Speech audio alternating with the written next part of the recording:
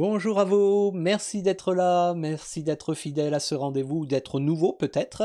Alors c'est pour la famille, pour les parents avec les enfants et même les petits-enfants. Les enfants, quand je dis enfants, ça peut être aussi des adolescents. Et ce temps, c'est vraiment un temps où nous partageons ensemble à partir d'un récit biblique, à partir de certaines réflexions. Et la famille, vous, avec vos enfants, vous allez pouvoir prendre du temps pour parler, pour prier, pour réfléchir, pour décider, pour agir, pour faire ce qu'il y a au mieux pour votre famille. N'oubliez pas de liker, de faire ses commentaires, de vous abonner sur la chaîne YouTube Famille en Construction où vous voyez qu'il n'y a pas que ces lives, mais il y a d'autres choses et on va essayer de l'étoffer de plus en plus avec plein de bonnes choses qui vont encourager, soutenir nos familles. Une question. Une question.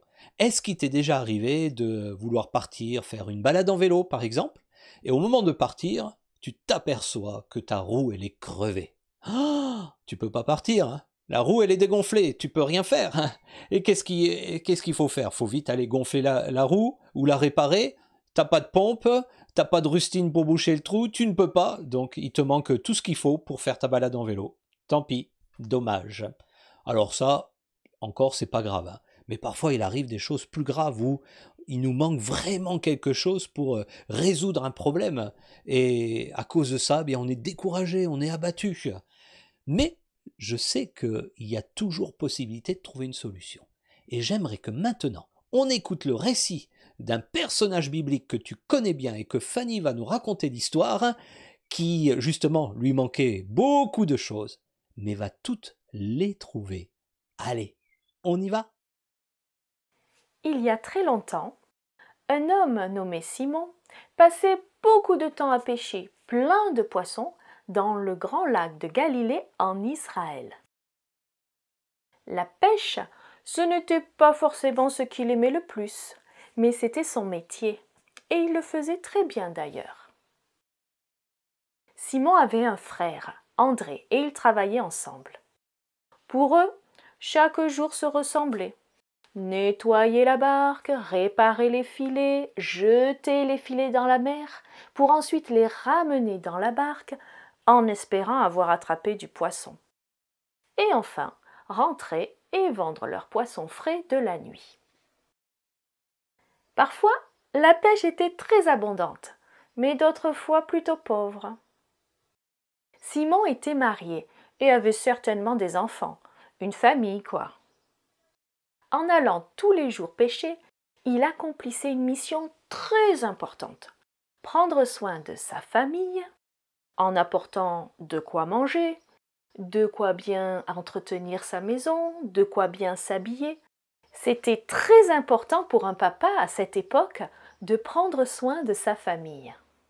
Et oui, c'est une belle mission que de prendre soin de sa famille. Pierre l'avait compris, il faisait chaque jour ce travail, et nous aussi, on le comprend que chaque jour, on a des choses à faire. C'est un peu notre mission, de dire chaque jour, pour prendre soin de ma famille, alors je me dois de faire ceci ou cela. Chaque matin, je vais faire un bisou à ma maman parce que je trouve que c'est important. Et si son petit garçon ou sa petite fille ne lui fait pas de bisous, personne d'autre lui fera comme moi je le fais. Et quelle est ta mission? Quelle est ta mission pour prendre soin de ta famille? Quelle est-elle? Eh bien, c'est le moment d'y réfléchir. Et je te propose, avec ton papa, ta maman, tous ensemble, les parents, ou si tu es seul, de réfléchir à cela. Quelle est cette chose que tous les jours, eh bien, je fais pour prendre soin de ma famille? 3 minutes de réflexion, à tout de suite.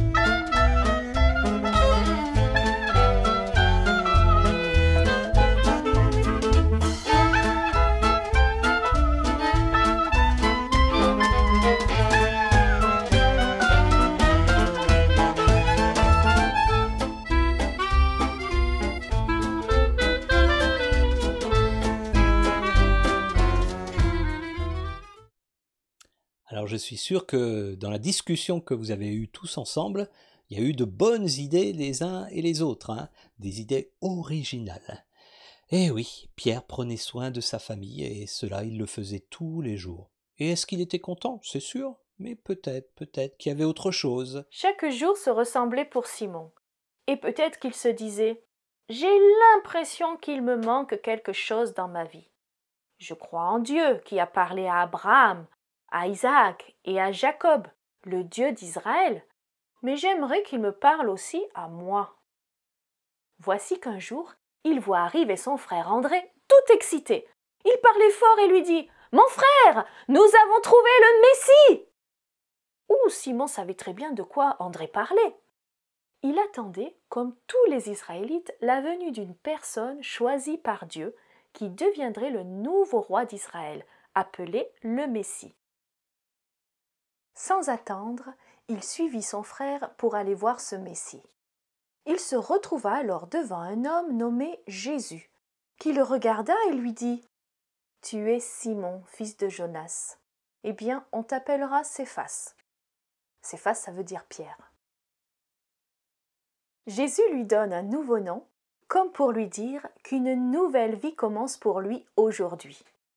Et ce fut le cas, car Simon, qui est aussi appelé Pierre, commença à rester avec Jésus. Puis, un événement va bouleverser la vie de Pierre. Alors qu'il était en train de lancer avec son frère André le filet dans l'eau, Jésus arriva et leur dit « Suivez-moi, et je ferai de vous des pêcheurs d'hommes. » Pierre a immédiatement laissé tomber son filet pour suivre Jésus. Jésus vient de lui confier une nouvelle mission, devenir pêcheur d'hommes. Je suis sûre qu'il ne savait pas trop ce que cela voulait dire, et aussi ce qu'il devrait faire, mais puisque Jésus lui demande, il ne peut que lui dire oui. C'est peut-être la réponse à sa question. J'ai l'impression qu'il me manque quelque chose. Voici la question. Il me manque quelque chose. Peut-être que tu te dis, il me manque quelque chose pour prendre soin de ma famille. Mais plus que quelque chose, souvent, ce qui nous manque, avant tout, c'est de croire en Jésus. Si tu n'as jamais dit à Jésus, aide-moi à prendre soin de ma famille, si tu n'as jamais dit à Jésus, je veux être avec toi, je veux que tu sois avec moi, je veux que tu changes mon cœur, c'est le moment de le faire, comme Pierre a pu le faire, il a suivi Jésus. Mais plus encore, imagine que Jésus te demande maintenant quelque chose de nouveau, une nouvelle mission, disant tu as pris soin de ta famille, c'est super, tu veux faire du bien, c'est super, eh bien je vais te montrer ce que moi j'aime. Jésus pourrait te le dire pour que tu fasses encore plus de bien, comme une nouvelle mission. Est-ce que tu serais partant pour une nouvelle mission avec Jésus? Alors tu dis peut-être laquelle? Ah, c'est pas moi qui vais te donner la réponse, c'est pas moi qui vais vous donner la réponse, mais pendant 3 minutes, parlez-en ensemble, les parents, la famille, tous ensemble, en disant est-ce que Jésus nous demanderait pas quelque chose de nouveau? Est-ce que Jésus, pendant toute cette période qui vient de se terminer, là, qui se termine, nous a pas demandé quelque chose de nouveau pour notre famille, nos voisins, nos amis? On ne sait. Alors je vous laisse réfléchir.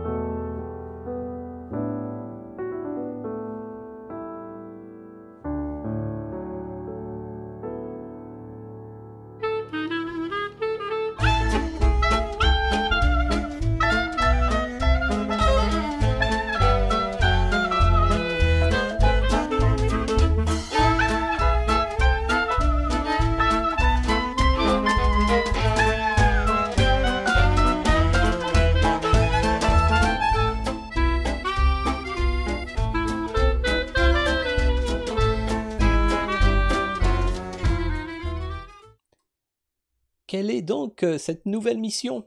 Ou peut-être une mission ancienne que dans ton cœur revient maintenant. Qu'est-ce que tu pourrais faire de nouveau et que Jésus aime et te demande même? Peut-être appeler quelqu'un de ta famille pour qui ça fait longtemps que tu n'as pas pris de nouvelles et de le faire régulièrement. Ou peut-être c'est peut-être pour des amis ou peut-être des voisins ou simplement parler de Jésus, oui, avec eux et leur dire que Jésus les aime aussi. C'est une belle mission et ta famille va en profiter aussi de tout cela. Mais comme toute mission, comme tout travail, c'est pas facile et c'est ce que va nous montrer Pierre. Une nouvelle aventure commence alors pour Pierre. Et il n'est pas le seul à la vivre, car Jésus a choisi 12 personnes pour commencer à apprendre avec lui tout ce qu'ils auront à faire. Tout pour devenir des pêcheurs d'hommes. Ils vont tous les jours regarder Jésus faire des choses extraordinaires. Ils vont voir Jésus guérir des malades, pardonner des personnes qui avaient fait du mal et qui demandaient pardon. Ils vont aussi tous les jours entendre Jésus dire plein de belles paroles. C'est super d'être avec Jésus, mais Pierre va surtout apprendre qu'elle n'est pas facile la mission que Jésus lui a donnée. Il voit très bien qu'il lui manque encore quelque chose pour accomplir sa mission. Beaucoup de monde suivait Jésus et certains parents voulaient lui amener leur enfant pour qu'il pose les mains sur eux. Mais de suite Pierre et les autres leur font des reproches. Jésus n'a pas besoin de cela. Laissez-le tranquille avec vos enfants, allez-vous-en. Ils pensaient sûrement protéger ainsi Jésus de tous ceux qui voulaient le déranger pour rien. Mais en voyant leur attitude, Jésus n'était pas content envers ses disciples. Laissez donc les petits enfants venir à moi, ne les empêchez pas, car le royaume de Dieu appartient à ceux qui leur ressemblent. Et il prit les enfants dans ses bras, posa les mains sur eux, les bénit. Il leur disait plein de choses gentilles. Ce n'était pas la première fois que les disciples étaient repris par Jésus. Pierre comprenait bien qu'il lui manquait de l'amour pour être pêcheur d'hommes.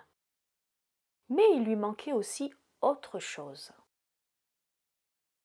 Un jour, Jésus posa une question à ses 12 amis en particulier. « Qui dites-vous que je suis ?» Pierre, spontanément, sans réfléchir, répondit « Tu es le Messie envoyé par Dieu. » Et Jésus d'ajouter « Excellente réponse, Pierre. C'est Dieu lui-même qui t'a révélé cela. » Pierre devait être fier, tellement fier qu'il se sentait obligé de faire des reproches à Jésus qui parlait de ses prochaines souffrances. « Jésus, ne parle pas ainsi, tu ne seras pas arrêté et mis à mort, ce n'est pas possible. » Mais Jésus rejeta cette parole en disant qu'elle était un obstacle à sa mission. Cette fois-ci, Pierre avait tort. Ce n'est pas la première fois qu'il se disait qu'il manquait de sagesse pour devenir pêcheur d'hommes. Mais le plus terrible arriva quand Jésus fut arrêté. Pierre et les autres prirent de suite la fuite. Pierre regarda de loin Jésus et se retrouva devant plusieurs personnes qui lui dirent « Tu étais, toi, avec ce Jésus ?» Il eut peur et il répondit avec force « Non, non, pas du tout, je ne le connais pas !» À ce moment-là, il croisa le regard de Jésus et se souvint qu'il l'avait prévenu de ce reniement. Mais Pierre se croyait fort, courageux. « Jamais je ne renierai Jésus !» avait-il dit. Mais maintenant, il comprenait qu'il lui manquait de la force et du courage pour devenir pêcheur d'hommes. Pierre devait se dire qu'il ne pourrait jamais accomplir cette mission que Jésus lui avait donnée. Il lui manquait trop de choses, l'amour, la sagesse et la force. Pierre décida de retourner à son métier de pêcheur, surtout que Jésus n'était plus là, puisqu'il avait été crucifié. Toute cette aventure vécue pendant 3 ans avec Jésus avait finalement servi à rien. Et oui, il pensait que ça serait facile. Il pensait réussir. Et finalement, il a manqué. Il a manqué de beaucoup de choses. Et même en suivant Jésus, on s'aperçoit que c'est pas si facile que ça, que d'accomplir la mission, de remplir la mission que Jésus te demande. Quand il te dit de faire un bisou tous les jours, parfois t'as pas envie. Mais ça fait tellement de bien. Et des fois, tu te dis, j'ai l'impression qu'il me manque encore quelque chose. J'ai Jésus avec moi, mais j'ai l'impression que l'amour, le courage de parler, l'amour pour toujours recevoir les gens, les amis, de toujours leur faire du bien, et puis la sagesse pour bien réfléchir et donner des bonnes réponses, des réponses qui font du bien, tout ça j'ai l'impression que ça me manque. Où est la réponse? Où est la solution à cette question? Eh bien on va l'apprendre. Pierre devait se dire « Je n'ai pas assez d'amour, je n'ai pas assez de sagesse, je n'ai pas assez de force pour devenir pêcheur d'hommes. » Alors qu'il était dans sa barque en train de pêcher, sans rien attraper d'ailleurs, il entendit une personne au loin. « Hé, les enfants, avez-vous pris du poisson? Rien! Jetez le filet du côté droit du bateau et vous en trouverez. » Ils lancèrent donc le filet et ne purent plus le remonter tellement qu'il y avait du poisson. Pierre reconnut Jésus. Il avait promis qu'il reviendrait à la vie et que l'aventure avec lui ne se finirait pas. Pierre n'osait pas parler à Jésus. Il avait honte, mais Jésus commença à lui dire ce qu'il attendait de lui. « Ta mission, Pierre, elle n'a pas changé. Prends soin de mes agneaux et de mes brebis. » Oh, Jésus ne parlait pas d'animaux, mais de personnes qui étaient loin de Dieu, qui avaient besoin qu'on leur parle de Jésus, qui avaient besoin d'être protégés, soignés dans leur cœur. Pierre fut touché à nouveau par l'amour de Jésus et le désir de reprendre sa mission. Mais il savait qu'il lui manquait toujours l'amour, la sagesse et la force pour cela. Jésus était avec eux, mais tous savaient bien qu'il allait bientôt repartir vers Dieu. Qu'allait-il se passer ensuite? Seraient-ils capables de faire ce que Jésus leur demandait? Mais Jésus les rassura en leur disant « Le Saint-Esprit descendra sur vous.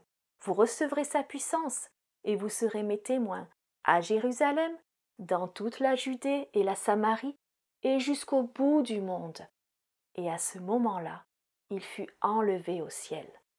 Pierre savait maintenant ce qui lui manquait, et Jésus avait dit qu'il devait l'attendre. C'est ce qu'il fit avec les autres disciples. 10 jours plus tard, Pierre et beaucoup d'autres disciples furent remplis du Saint-Esprit. Ils se sont mis alors à parler, à louer Dieu dans des langues qu'eux-mêmes ne connaissaient pas. Et Pierre, plein de courage, parla de Jésus pour la première fois à une grande foule rassemblée. Et ainsi 3000 personnes se sont engagées à croire en Jésus. Il a commencé à devenir pêcheur d'hommes à ce moment-là. Ce qui lui manquait, il l'a reçu en recevant le Saint-Esprit. Ainsi, il fut rempli d'amour, de force et de sagesse. Il ne lui manquait plus rien pour accomplir sa mission, être pêcheur d'hommes.